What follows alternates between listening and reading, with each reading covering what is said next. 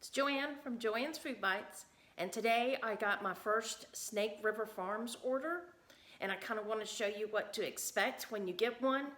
We ordered 4 Wagyu fillets for a special occasion for my son's birthday, and let's go ahead and open and see what it's like. Okay, we open her up. See, I left my knife in where I opened it. But you get a cook guide. Tells you all about cooking meat. Your invoice. And it came in some insulation. Ooh, and there's our dry ice. It does come in these plastic containers, but see how it's wrapped in plastic? But make sure that you're not touching the dry ice. It can burn. I put mine in a bowl like this.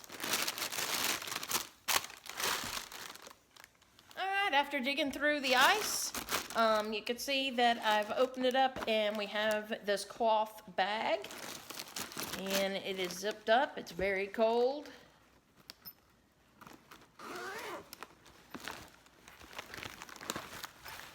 Okay. I actually had thought that I had ordered 4-ounce petite filet mignons that are Wagyu. These could be individually cut, I don't know. But the packaging says 16 ounces, and it's in one package. So I will have to wait until we're going to eat these and thaw them to see if they're individually cut or not.